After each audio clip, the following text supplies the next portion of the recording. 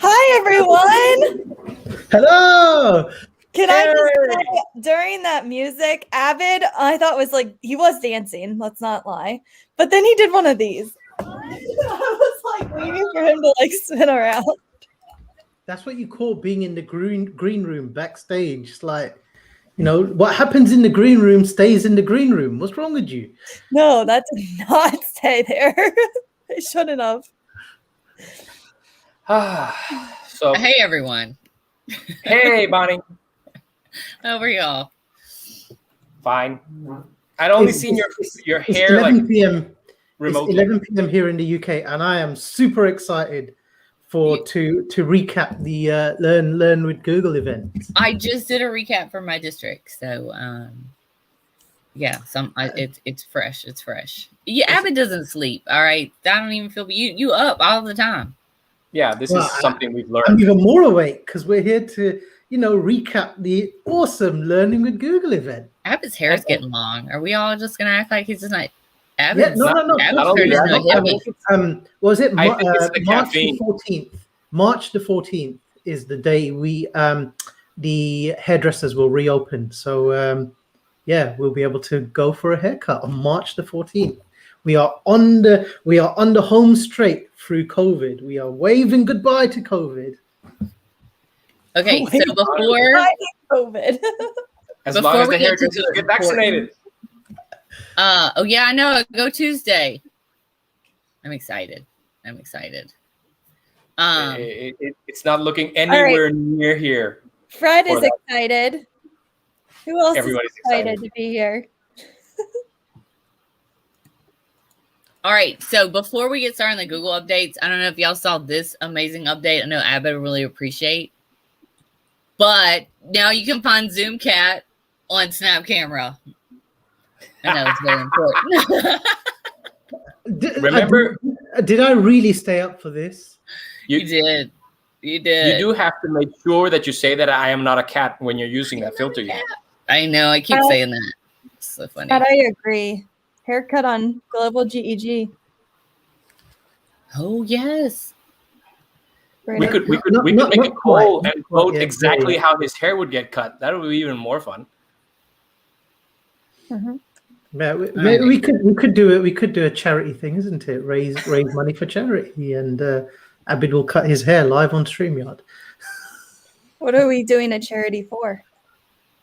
Wasn't it cutting my hair? The kids. Get Abbott to right. Anyway, everyone's here to hear. Why are we here? Yes. All right. So first question. All right. So we watched Learning with Google on the 17th. Because I know we all have a lot of concerns, right? But we're gonna start off. What was your favorite thing? What's your number one favorite thing? And let us know in the chat too. Yeah. What's your favorite thing? Positives first. Positives first. Well, I really like the idea of the document workflow. The whole approval stuff. That would be really useful for people that I know at work, and they'd love it. I'm not looking forward to it because it's on the top tier, but I think it's something useful. Okay, I emoji. Yeah, good. Mute for all for sure. Yeah, emojis definitely. That's a. I like that they Yeah. don't have thumbs down. Like somebody asked the teacher about that. Because when I looked at the GIF and it didn't have thumbs down, I was like, okay, well, somebody also taught middle school. Because Yeah. that's what they would do. I probably need to shout out for all of the IT admins behind the scenes. So look at all of the great updates that are coming to the admin console. 500 new settings for the admin console, which sounds like great news. You know, since I have to do this quite often, one of the things I'm really looking forward to is the classroom, the classroom reports in the admin console, so that when a kid is suddenly a class is missing, we can know that he got out or he got kicked out. Because not my students, I'm not saying my students do this, but some students I've heard around the world, they take themselves out of the class accidentally, and then they can't find their assignments. Yeah, poor kids. Like we use GoGuardian, so like if they'll leave the classroom and then they don't show up on the scene. Yeah, it happened accidentally. But okay, so Louise, I guess I don't have. I'm interested to see how like my IT people will communicate those reports to me. Do you know what I mean? Like I want to see that. I want to have access to those too. Well, as soon as I see what they look like, I'll show you, because I'm the one that does the reports. Yeah. But yeah. But do you have time, Louise, to send that out to teachers? It's the school's information, and it's under the agreement the kids sign. So yes, I can. So if we need information about some kids' behavior or whatever, and they ask for it through proper channels, yeah, sure, not a problem. It's like right now that we're doing hybrid, we're getting kids who mysteriously don't turn up to class, and then when they call them up at home, no, but my kid's been attending everything, and then we come up with a meet log and show them, look, they were here for so many minutes. I dig that. Yeah, I think that'll be really helpful. If in the rare situations, people are, because everybody is doing amazing jobs. So. What I'm really excited for is the Google Forms and finally being able to save. Even though like some of these, I'm like, shouldn't that have came out like long before now? Especially with Google Meet, like I'm like, oh, that would have been helpful last year.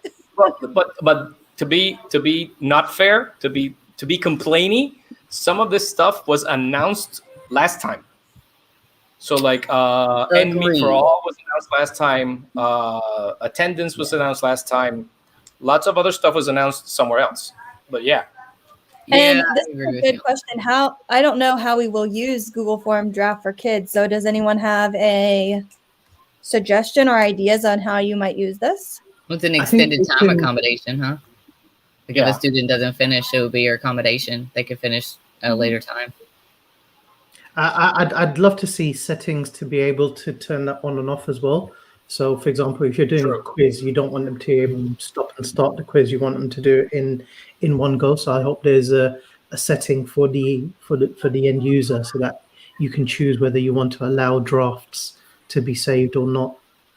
Yeah, I did sign up to test that in my domain to see what happens. So hopefully we'll get an idea of how it works. Yeah, and in the chat, let us know too what questions you have, and we can give you what we think. Opinions, at least. Opinions. Or if we know things, we know things. You know, I don't know if you've noticed the Meet backgrounds. Edu we got the ability to change to custom backgrounds. Yeah. But then if I, as a teacher, have permission to change my background, my students, by being in the same Meet with me, inherit that permission. So even if I turn it off for students, they can still do it if they're in there with me. So I have to turn it off for everyone. Side note, we need a sidebar. So when you go into StreamYard, guys, did you notice that Luis has a picture of the sunflowers? So if we have a green screen, we can all look like we're in Luis's house. Yes.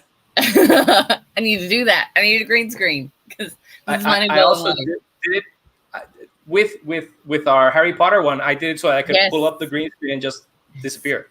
You're so smart. He's so much smarter than me. Yeah, I think Reshma agrees with you, Abbott, about being able to turn it on and off. But I feel like a lot of these, what was positive for me was that I feel like a lot of the things they're rolling out were all things that teachers complained about. Like, so they read the feedback, or somehow they read the room, whether they're reading the feedback or not. I feel like they will. That's how we know that they actually read what we type in when you click on the little question mark and give them feedback. Yeah, because I feel like they were all like, yeah, these are things. And like that, the Google Classroom add-ons. Our IT people, are those going to cause, like, we have Meet extensions turned off because they were causing so many glitches. Do you think that Classroom add-ons are going to be like the same, or they'll be more stable? Like, am I going to have to just not tell people about them? Because I'm going to say something and I might get in trouble, but since the Classroom add-ons are for the upper tiers, yeah, I'm expecting that since it costs to have the add-ons, they might be a little more watchful of how they interact with Google Classroom, so that the students and the teachers, everybody has a good experience. Got it. That's just me. Got it. And I'm really excited about the breakout rooms, putting kids ahead of time by using Google Calendar. Although I don't know how I'm going to like communicate that with teachers, because I've trained them to use the Google Classroom Meet link. I started having just breakout room trainings. And then I'm going to add, like I told them when it came out, I said, okay, I'm going to add how to do it with Classroom, but I don't think I'm going to talk about it until the Meet for All button comes out. Because that's been I have it. I got it today. Yep, I just got it today as well. I was on a Meet earlier on, and I sent a very nice note to my IT people to turn it on for me. So I didn't have to turn it on. It was automatic for me. It yet. What was interesting was I was the last person in a Meet that I didn't organize, and when I pressed when I pressed to leave the Meet, it asked if I wanted to end the Meet for all. So that's an interesting point. That is. I didn't think about that. But I mean, whilst we're on the subject of Meet, some of the Meet updates that come in are really exciting. Like having co-moderators is going to make such a difference, especially when we're presenting. So if you're presenting a screen and you've only got one screen and you're not seeing everyone, then being able to not have to switch back and forth between the presentation just to answer the doorbell, and having other people do it for you. And I think that's one of the things that they said, that every teacher in a Google Classroom will automatically be a co-moderator. So that's really, really useful. And then I think some of the other Meet updates, mute all, finally mute all, being able to mute everyone in one go. And then you can control whether people can mute their unmute microphones, which is great. So if you wanted to do a Google Meet, but then just have it so that only you're the person who speaks through that Meet, so kind of almost like a live stream, but in Google Meet, then that's now possible. I wish I could also have a button to turn people's cameras off. Did you the End for All? It has caused a bit of a kerfuffle in my school because people don't read. Well, okay. Everybody should read and pay attention to instructions, and some people don't. But it has happened that just, especially my preschool teachers, they've been going and they're used to like leaving the room and leaving it for another teacher. Yeah. Because since it's really little kids, they have them meet on the one link. So then they quit out, kick everybody out, and then chaos ensues. So yeah. And then Scott's asking, is there a date that has been given for the and they didn't really give dates out. From all my research, I did a lot of snooping in the past few days to try to, I just said later this year. And like, I'm excited about the Meet transcripts. I'm pumped. Because if that comes out in a doc, we would be able to click a button and translate it. Like, so many good reasons to have that. But whenever that came up, people were like asking 1,000 questions. And I feel like the guy was like, when I say later, I mean like later this year. So I would think like December. But I don't know. I think they're going to push out a bunch of stuff in September. when the rest of I'd go back to school in August, but I feel like they push out stuff in September. But there's quite a few updates that have already come through. So, like Stephanie was saying, the end Meet for All has come through today. You can now have captions in multiple languages, so you can set captions. I think the languages that they offer are English, French, German, Portuguese, Mexican Spanish, and Spanish. Oh, Spain Spanish. I was about to say, did he just say Mexican? But then I realized why you were saying that. Yeah. So those are so you can now have captions in multiple languages, which is really, really useful. As to Reshma's question, I think the add-on is going to be, you're going to be able to use it no matter if your school has the license or not, because how many people actually license Kahoot, for example? And Kahoot is one of the people who have been mentioned to be getting in the Kahoot, IXL. There's several platforms that are going to be compatible Nearpod, with that, so. But you'll probably be like Nearpod. It'll be like you'll have access to the free stuff on Nearpod. Yeah, that's what I would assume. Jamboard. When we did the session last weekend, you could see that what the users were doing. So version history must be a thing.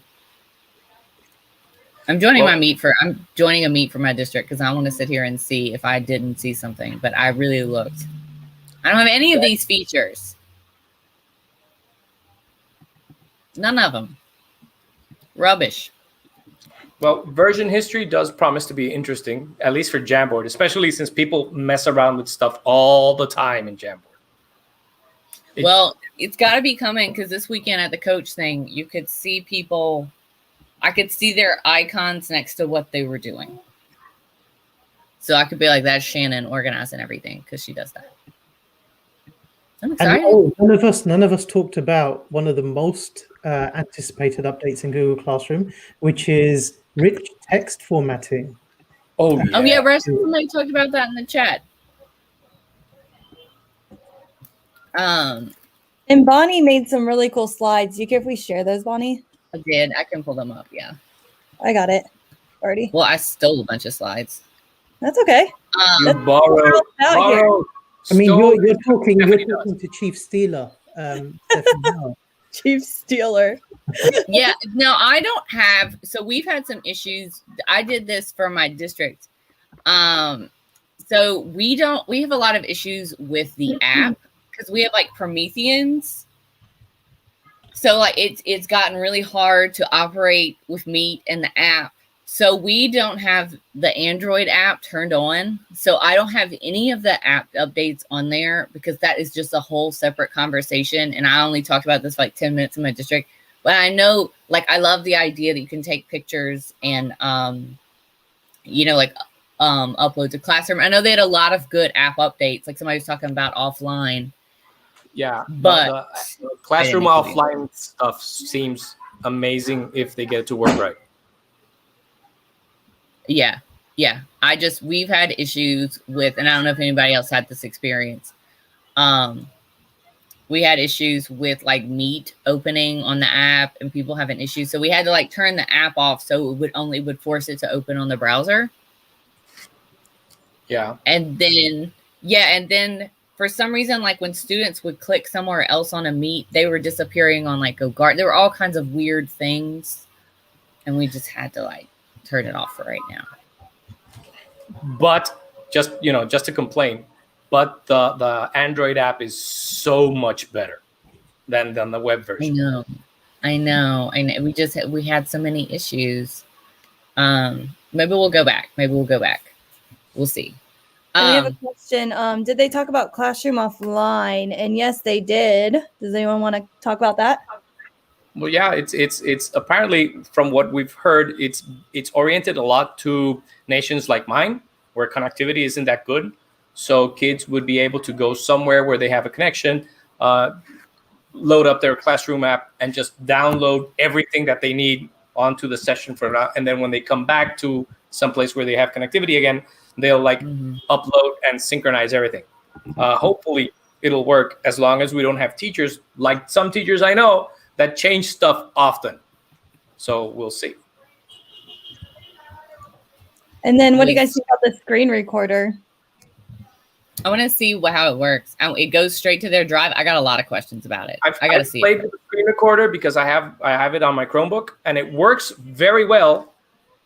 But it's not going to replace like any of the other screen recorders I use anytime soon. For like a quick screen, I actually prefer the old way of screen grabbing because it was just Control Shift and the little weird mystery key, and it will just let me select. It was really easy. The new one has like a draggable corners and stuff, and I understand that it's a little more precise, but it does look a bit weird. But I think it's a getting used to thing. And if some people are saying this is the death of Loom and this is the death of Screencastify, it is not. Honestly, no. I really miss the little corner, like right here where you get your face, and that's apparently not going to be very easily possible with the whole screen capture thing. Now, I guess we could talk about our sadness. I am lucky. I am in a district. We pay for enterprise. They'll probably continue to pay for enterprise. But I think, we haven't talked about the storage issue yet. So should we first talk about some of the... I don't have that on there. I only have positives. So go ahead, Avid. No, I was just going to say I can put the updates on. So there are now 4. So there were previously 2 versions of G Suite for Education, which was the standard G Suite for Education, which was the free version, and then there was G Suite for Education Enterprise Edition, and now Google have launched a few different versions. So with the rebrand to Google Workspace for Education, you've now got Google Workspace for Education Fundamentals. Gonna be a mouthful getting used to the new terminology, but that's the free version. So if you're currently on the basic version of G Suite, the free version of G Suite, then you will be transitioned over to Google Workspace for Education Fundamentals, and that will remain free. And there are a few new things that are coming to Google Workspace Education Fundamentals. And then there are now 3 new paid for tiers, and they're split into 2 annual payment options and 1 monthly payment option. So you've got Google Workspace for Education Standard, which is kind of like your next tier up from the fundamentals, which is a full domain priced product, which you buy for all of your students. And then you've got Google Workspace for Education Plus. And the easiest way to talk about Google Workspace for Education Plus is if you're currently on Enterprise, that is what you're going to end up on, is Google Workspace for Education Plus. So that's sort of the top tier level. And those are priced based on your student numbers for your entire domain per year. And then now you've now got a new option, which is the Teaching and Learning Upgrade. So the Teaching and Learning Upgrade is a monthly subscription that you can purchase per teacher. And there's no minimum number that you need to buy, so you don't need to buy it for everyone in your domain. And it's really targeted at those schools and those teachers who want to have all of the new features, sort of like the classroom features. So all of the unlimited originality reports, having all of the breakout rooms and attendance, all those fun things. Those kind of, and so that's charged at a monthly rate per member of staff. And so those are sort of the, it's kind of similar that you get some of the features in Education Plus you'll find in the Teaching and Learning Upgrade, but the Education Plus comes with more of the behind the scenes updates, some of the security, admin, console related updates. It's also the stuff that people don't see. It's the behind the scenes. So The others that you will see the whole Meet and the breakout rooms and the polling and the questions and all of that. But there's a lot of the things in standard that have a lot of security features behind the scenes that nobody ever sees except for the admin people that need to see it. That sometimes it's a bit undervalued.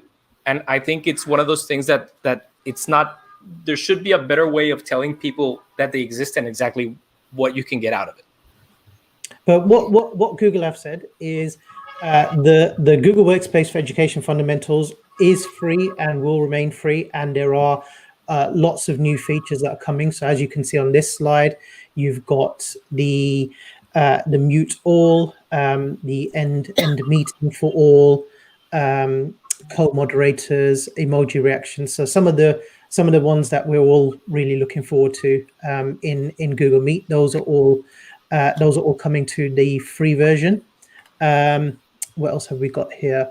So now I have a question, and this is one of those, like, we're just making this up as we go. All right, so if there is no minimum amount to pay for the teaching and learning upgrade, if trainers did want to upgrade their domain, would they be able to do it that way? That's been in the trainer chat. I am just asking because I don't know either. That's been like in the trainer chat and nobody has answered it.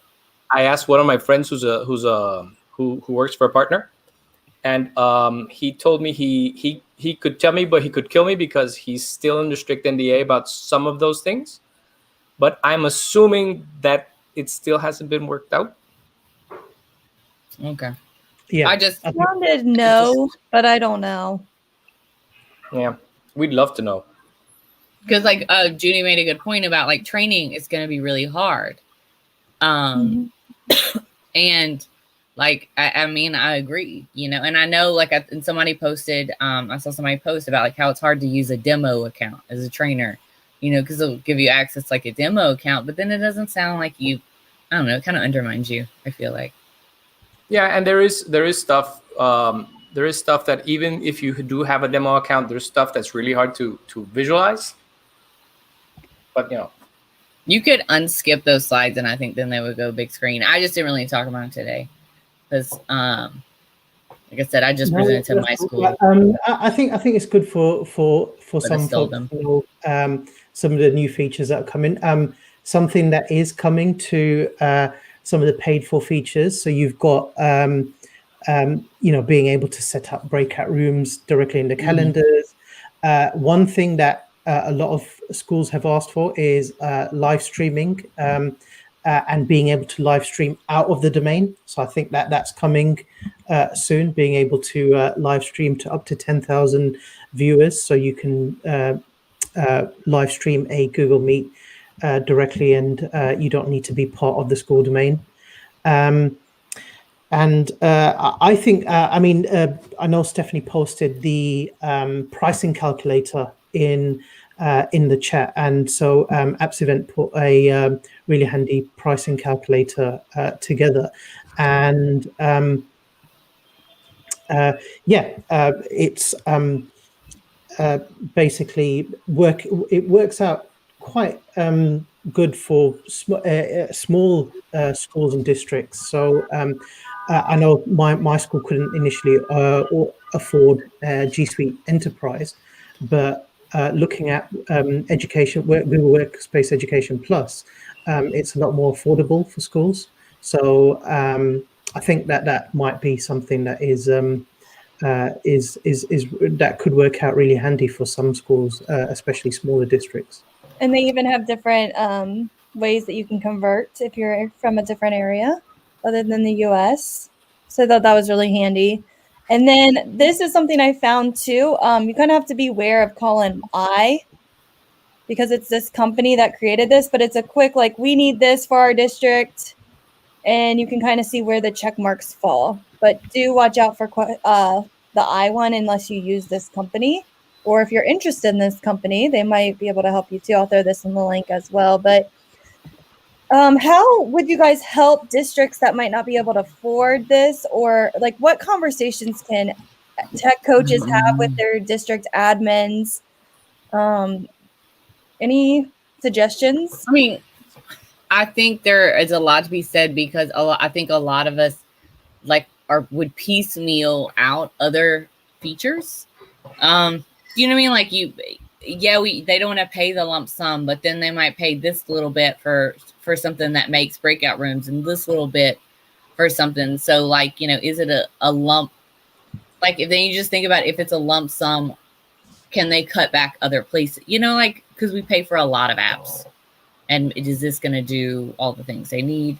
I don't know. Money's a hard sell. Yeah, with my IT staff, we've been discussing about our school also wants to purchase a solution that does originality like Turnitin or Blackboard or one of those, and just the cost of Turnitin compared to the comparable cost of any of the suite, any of the tiers that does get us unlimited originality reports, it's ridiculous. It's one of those things that you don't look at it as an added value, but it is, and it's one of those things that it's one of those features that people rarely use, maybe, but when they need I have schools that spend $5,000 a year on Turnitin.com. Well, so could they cut that out of their budget? And we're working on that. I've got a school like kind of beta testing. Their teachers are still kind of sold on Turnitin, so we're working towards. I think the way I've always sold it to my schools is G Suite or Google Workspace as it is now is a. I really didn't like G Suite, so I'm okay with the move to Workspace. It's a total solution, and so there are alternatives out there like Zoom and like Turnitin and Show My Homework and that kind of stuff, and those are dedicated products and they get full development time into doing that one specific feature, whereas Google Workspace is an entire platform and sort of everything under one pane of glass.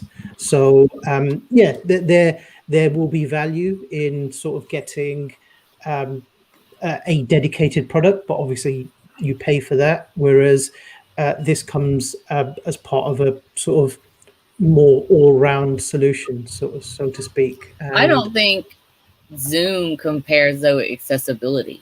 I like that they did the Learning with Google. They did that whole thing about accessibility. Zoom doesn't even have captions. Well, one of the things I've been telling my leadership, especially when we had the Zoom versus Meet discussion, which I'm sure we all had, is yes, Zoom does it very, very well, but they only do that. Yeah, and G Suite does a whole lot of everything, and they also include some video conferencing, and it's gotten like light years better than it was a year ago. Like exactly 1 year ago, Meet is not nearly the product it is today, and it's a lot better. And I think too, you have to think about how you're spending your money. Like for us, we kind of partnered up with Curriculum and became their best friend. And we were like, well, you're not buying textbooks anymore, so can we have some of that money in our budget? And that is what was a huge game changer for us. So just re-looking at your whole budget as like a whole and looking at different departments and going, hey, can we add some money to the tech department? Can we add here? I don't know what CARES Act money or when that's going to end, but I don't know if we could use some of that for this or how that has to look. But you just have to talk with all the different departments and just say, we're no longer buying textbooks. So can we use that money here? And I think the teaching and learning upgrade, I think is a very nice middle ground option for schools that really can't afford to go full sort of education standard or education plus, because for if you've got like a tech coach or a computing lead or someone who might need some of those additional features, then I think in the US I think it's about $4 a month, and in the UK here it's about £3.20 per user per month. I think that's a lot more affordable. So it's a nice option to have to get some of the more premium features. Whereas before on G Suite for Education Enterprise, we couldn't afford to do that because we had to do our whole domain. And for my school, that would have cost several £1,000s a year.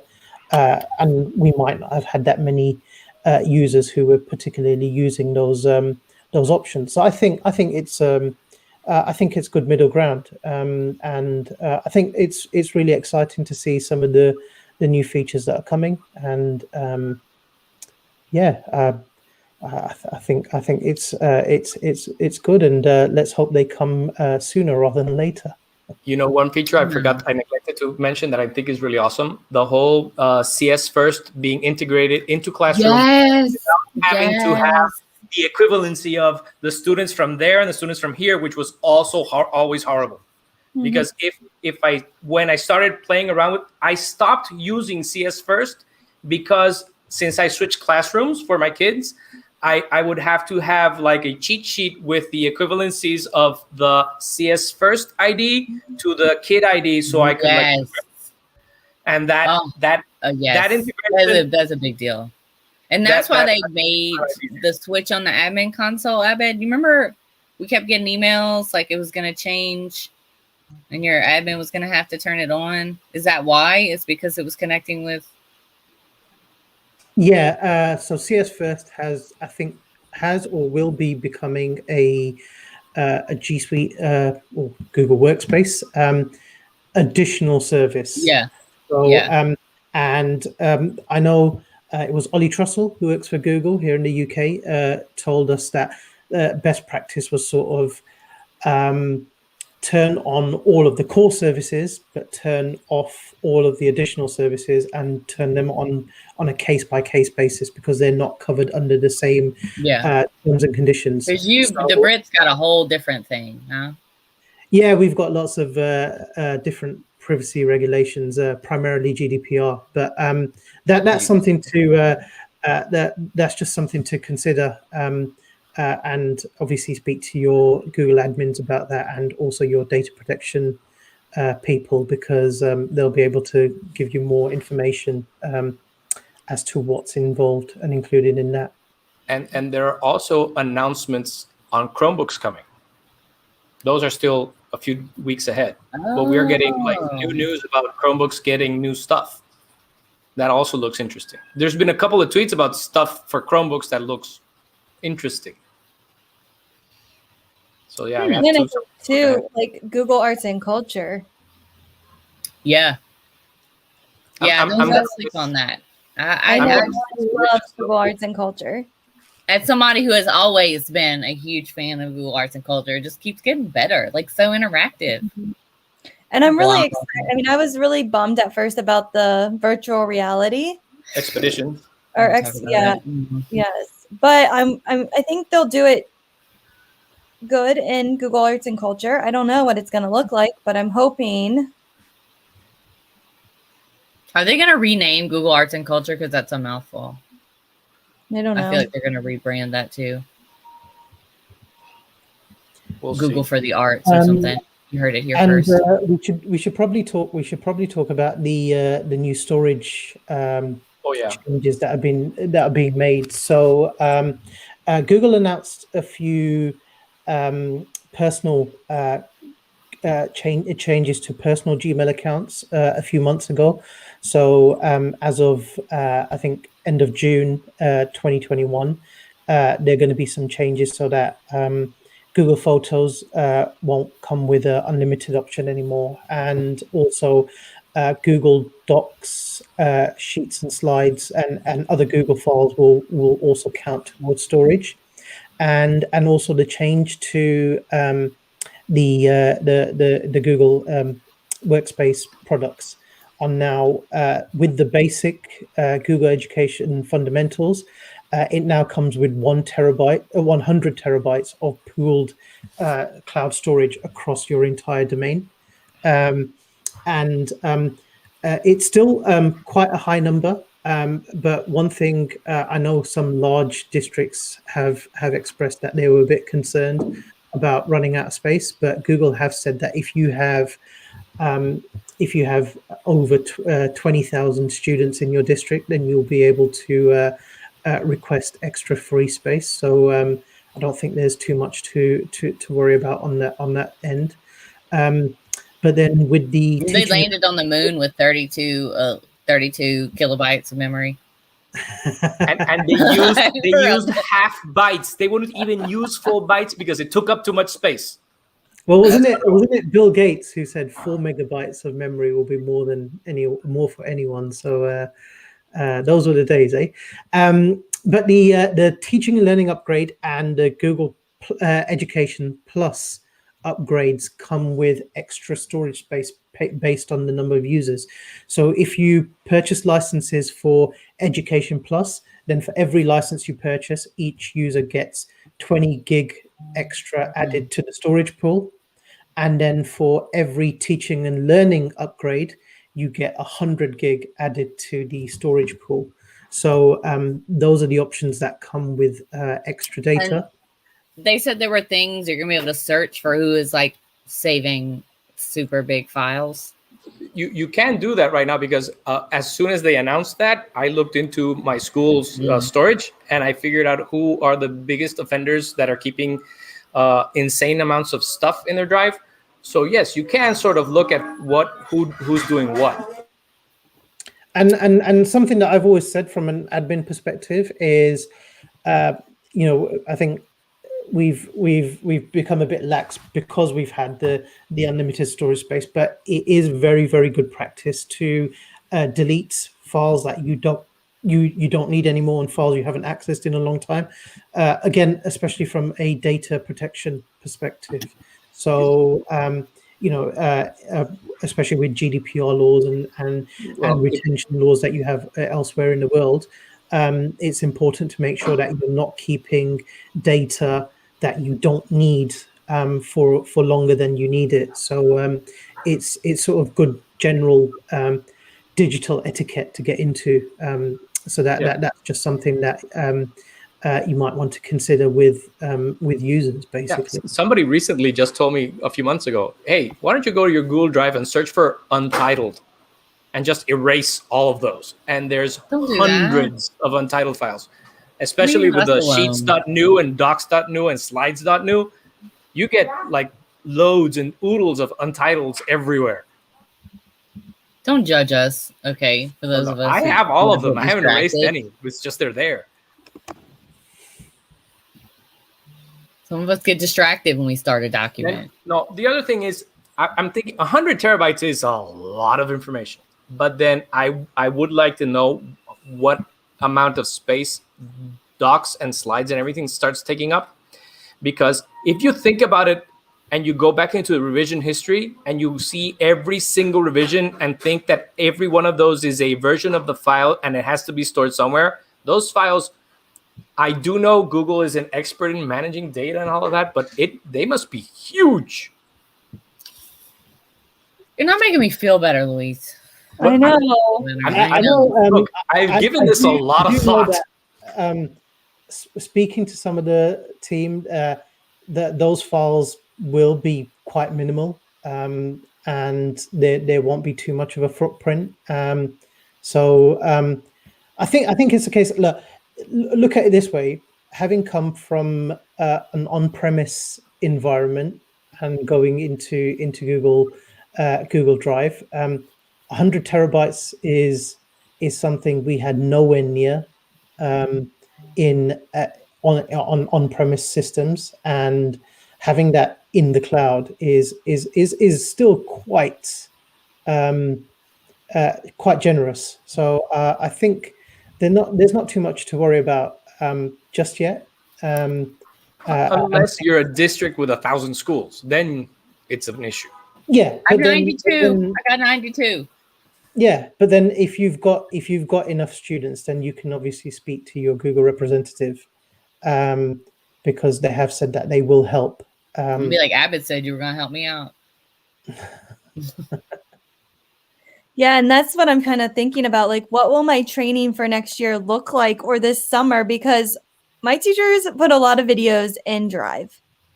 And I don't think they even realize how many videos are in their Drive this year. So training them to do YouTube. Hey, how many districts were asking their teachers to record every class they did in Meet? That takes up a lot of space. Yeah. And I think Luis brought up a good point about copyright. with videos and if they go onto YouTube. Do you want to talk a little bit about that, Luis?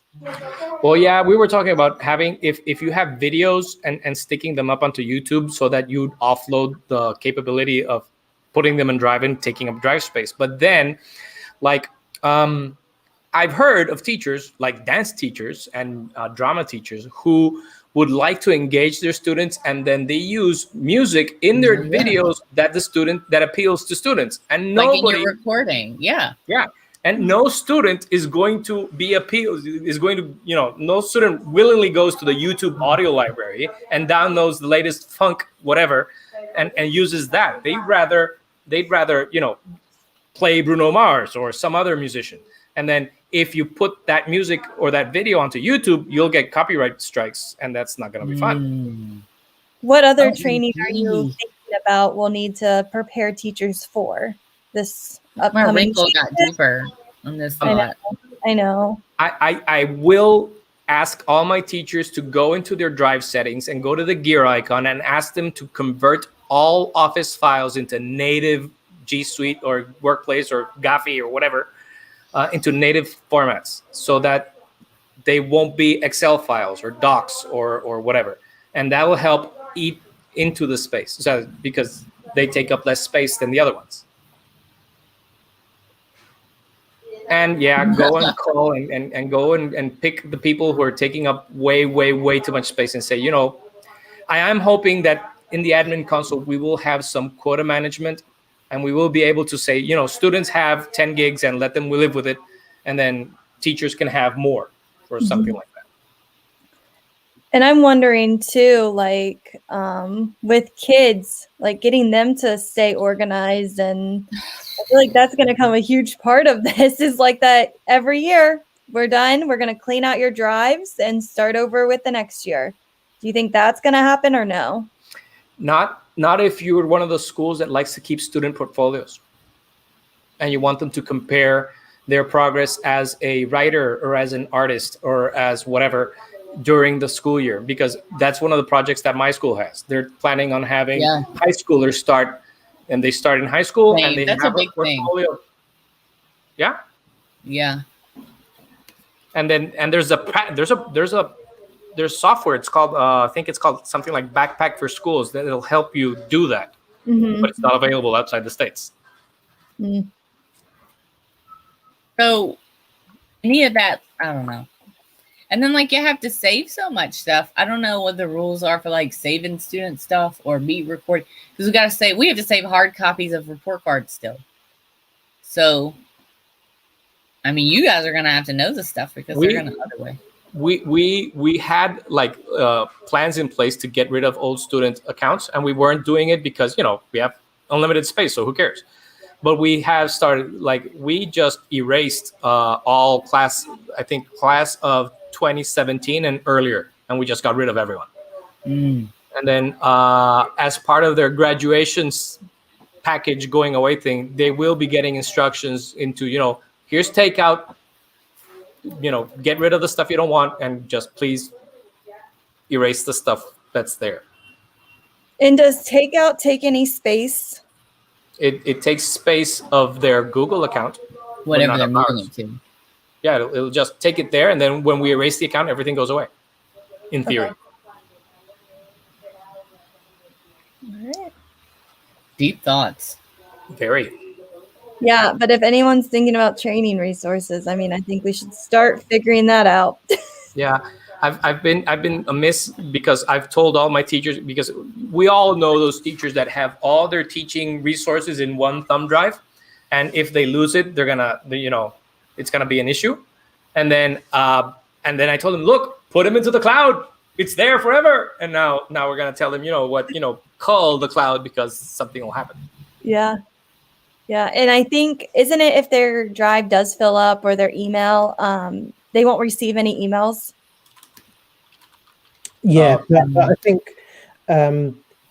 you're going to have to hit big limits, and that will affect everyone. And again, there won't be. I think someone was saying that there won't be sort of immediate cutoffs. There'll probably be a lot of warnings before. 37 warning messages, I'm sure. Yeah. before that's about to happen. All right, So, new question. So Google certified educator, just based on free stuff? Hopefully. yeah, I would think so. I don't think there'd be any reason for... As a certified educator, breakout rooms is a nice bonus, but I don't think it's essential. I'd love to have breakout rooms, but we've gotten along without them for a year. I'm just, I'm wondering about, because we got to do a boot camp, right, this summer, right? And we need to know, we need to prep. Yeah, no, and I love my teachers to really, really use like originality reports, but we're limited to 5 a year per classroom. So yeah. And Judy has a question. So should teachers start deleting emails instead of archiving them? I would say from a data protection and best practice thing, that you should delete things that you don't need. Only keep the information that you do need.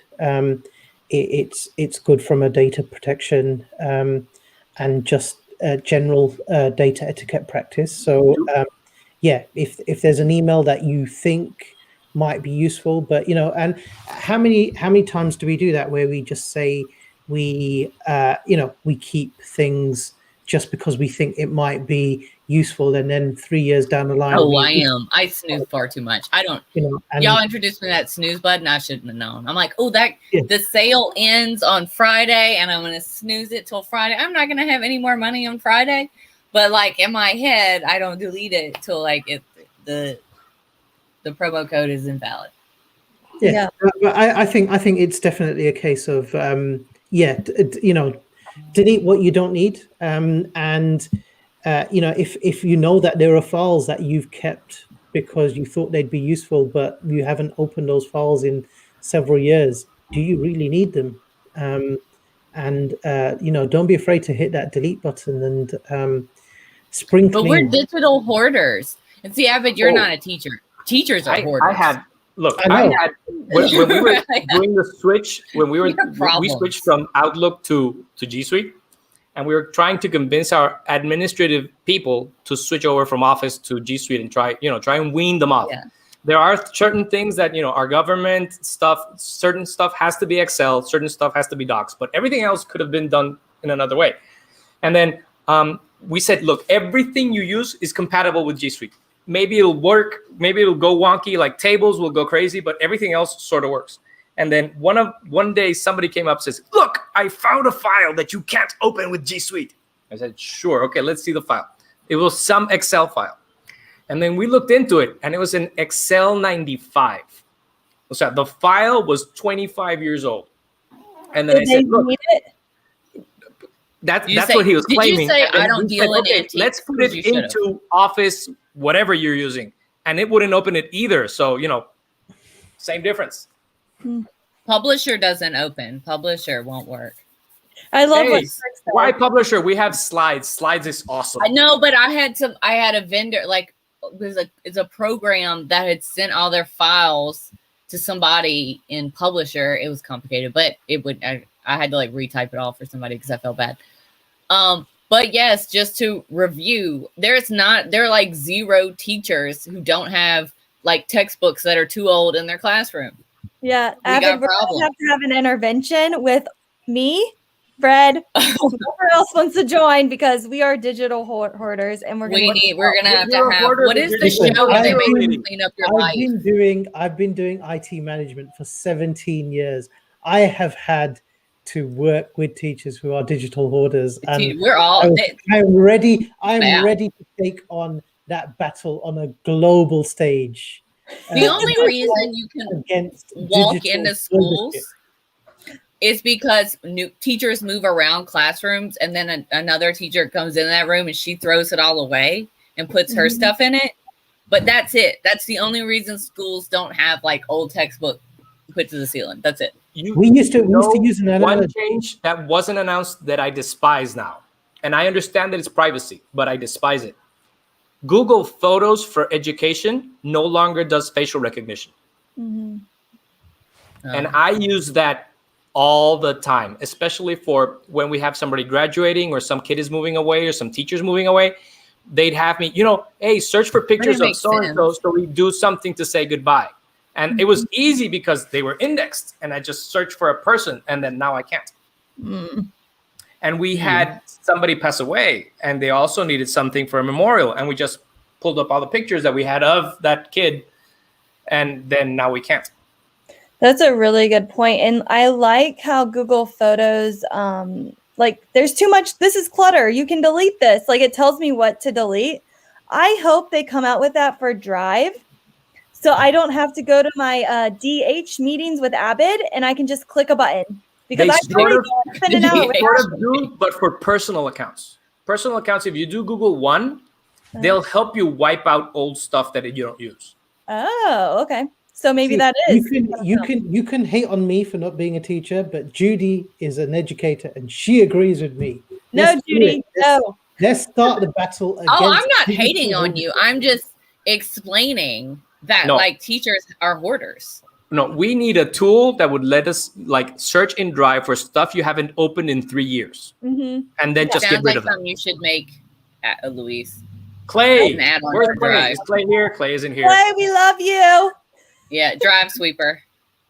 Yeah. No, there's the name. I love that name. Let's copyright that straight away, Bonnie. If it is, buy the domain. That'll be the name of our multiple sessions we have. We'll just call it work time to clean up your drive. You're like, come on, come sit at the computer for an hour and clean up your drive. Your drive. Drive Sweeper. Like I like that name. I'm writing in Slack as we speak to Clay. I think we will do an upcoming series in spring cleaning. I need to update my. I'm totally as well. Like I just look at some. Like just in my school and my trust or the equivalent of a district is only 2 small schools, and yet I look at our Google Drive and our shared drives and we have myriads of folders that it's almost, if Google wasn't so good at search, then it would be next to impossible to find some of these files because they are in folders upon folders upon folders. And if it's hard for people to just find those files, then you're almost gonna like find things that are just that really and that's why I'm still I'm raising the flag for the battle against. That's what we can start doing in staff room, being like, now it's our condo for your drive. What is her name? Marie. I'm saying it. I'm just going to say, clean your drive. It just works. No, it does not just work. I love what Fred said because I'm the same way. I just make a copy and keep going. Do shortcuts count as space? Like when you save something else? No, shortcuts are pointers. Is that why they made the change, you think? And that's another thing that I don't like that change. Remember that you could have a file live in several places at once, but it was the same file. I love that. Yeah. Before Google Drive, you could go Shift Z, the letter or Z for you Brits. I don't need that knowledge, Luis. I need to keep up with the files I have. I don't need to have the file lost in 5 places. And then I could have one file in like a million places, and I loved it. I can't lose. I don't want to lose it in every room in my house. Like I just needed to lose it in the one place. What about files that are shared with me? That doesn't count against me, huh? Well, in G Suite Workplace, it counts against the pool, so it doesn't really matter. It's everybody's. Well, what if shares a big file? If it's shared with you from outside of your domain, then no. In shared drives, what about those? Shared drives would count towards the whole shared. We expect you to have all these answers for things that for a company you don't work for. By the way, yeah. So shared drive. Because I think I have an issue. You wore a Google shirt. Now that's where you are. Yep, I'm the Google certified innovator. Yeah, I'm wearing global, not Google. I'm still in my work clothes. But yeah, no, it's 100 terabytes for your domain. So shared drives take out of that 100 terabyte pool. You started the shared drive with my district. You can't share drives among different domains. You can, but wherever the shared drive lives, then the files will where it was created. Okay. Oh, got it. Yeah. So Okay. if I created a shared drive and invited, We're on a shared drive with like a bunch of different domains. Yeah, it's global. We have Oh shared. yeah, okay. Yeah, but the files live in global, so they count against global. Okay. Yeah. That's interesting. This Yeah. May is why we need enterprise for global. at the end of the day, Enterprise for global. that's something we can suggest. Is that, you know what, we'll just oh, by the way, can you open a shared drive on your domain, and then I'll just fill up your shared drive. May hears us. Yeah. But no, so I mean, I don't know. I'm trying to be Avid optimistic does about it. not Like I route, said, Judy. No. I am liking Judy Keller tonight. She's fighting Judy's on the fire. other battle. Yes. She's on fire. oh, and Judy, my glasses. I'm glad you like them because it's like because I'm old now and I have to wear glasses. So, I have turned into my mother and now I wear glasses. So, my mom refused for far longer. She just only ordered shrimp po' boys at restaurants because she couldn't read the menu. So, one day she just needed a change in her diet, so she went and got glasses. I've Can we suggested wait, to can we my just- mom and to my wife to use like their camera as a lens to like magnify, and they refuse to do it. So they'll just eat whatever they remember is on the menu. Can we just appreciate the fact that there at midnight here in the UK there is lots of love for Abid in the chat. So that And Avid, you almost weren't going to go to bed. yeah, I know. I know. It was just going to be That the was such a lie. Like I don't even think we believed him. Pretty sure even if you believed Abbott at all, that he said he wasn't coming because he's gonna be asleep. I go, Avid, you lie to us. Look, I took a nap especially to stay with you guys and inform you of all of my Google Workspace knowledge. Avid, banter banner. Yeah, it's a little silly when you have to do that for yourself. Banter It was me though. How much did you pay Judy? I didn't. This is she appreciates the ABI and the D. Couldn't book a haircut. She just feels bad for you. No, none of us can book haircut here in the UK. We're all in lockdown. We're not allowed. And March the 14th or May the 4th. I can't. One of those. We just shipped a care package of Girl Scout cookies and Sudafed to the UK. Cost $85. And by the way, coming back to the fight against digital hoardership, Fred makes a really good point there that he's been at his school for over 10 years and he's still only using 12.6 gigabytes. Okay, but you nowhere near. No, let's Rick stop. doesn't count. Rick doesn't count. No, he Rick doesn't is count. band teacher. Rick has not been using Google since 1998. We don't know how many gigs of MP3s are he is a music teacher. I love what Mel said. You guys don't realize, right? Take it from the IT geek. That's me. Yeah, the A, B, I, and the D. 100 terabytes is a lot of data.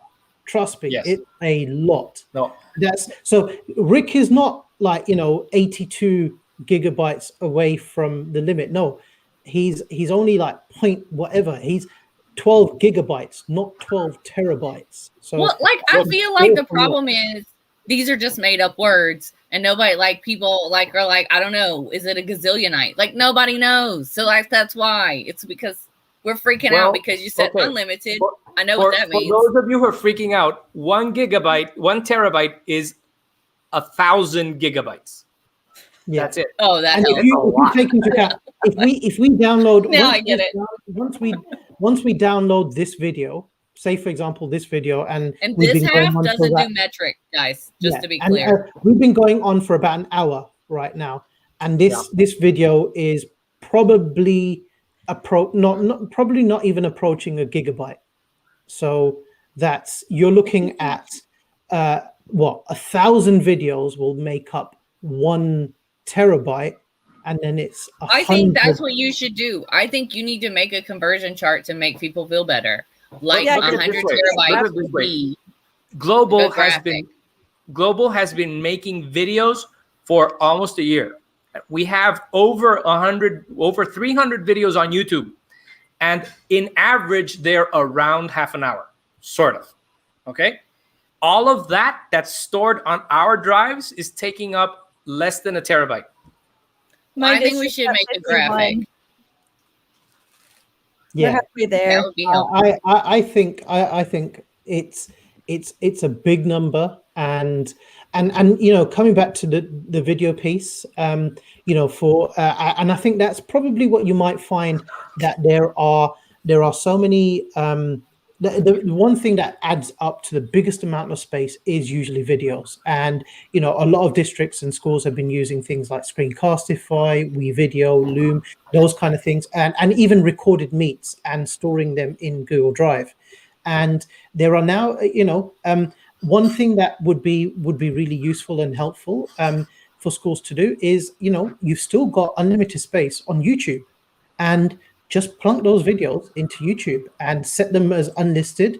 Turn off comments so they are safe and secure for students.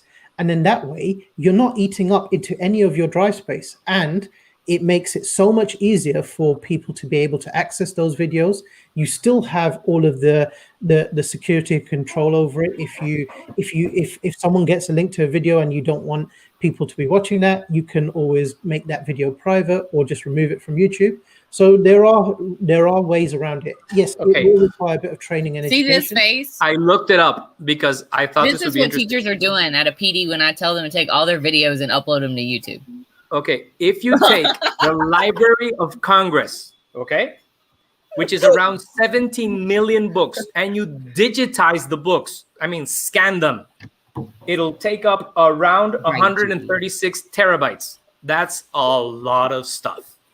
Okay, well, and addressing that point that Judy just made, you still have to worry about copyright issues for books and music. That is a very important issue that even that we have to worry about as educators, even inside our organizations. Just because copyright things don't go outside of the organization doesn't mean we should be using them inside the organization. It's general. It's the law we have. But like I have I'm on a meet, like in the US, there's a law that basically says like I have like a textbook. My school's purchased the textbook. I'm using all those materials in my meet for my textbook, but I'm not supposed to put it on YouTube because that's putting it outside of the group that purchased it. Yeah. And I think but at the same time, you could say that you are keeping them on your it's on an unlisted YouTube or using your district account. Yeah. So there's a good question in here. Now that we're talking about space, should you be worried about the live lesson videos I'm generating during remote learning? Question, Danielle. That's a very good question. We got announced back in, what was it, October? That unless you're on enterprise or the equivalent, eventually recordings will be disappearing after a month.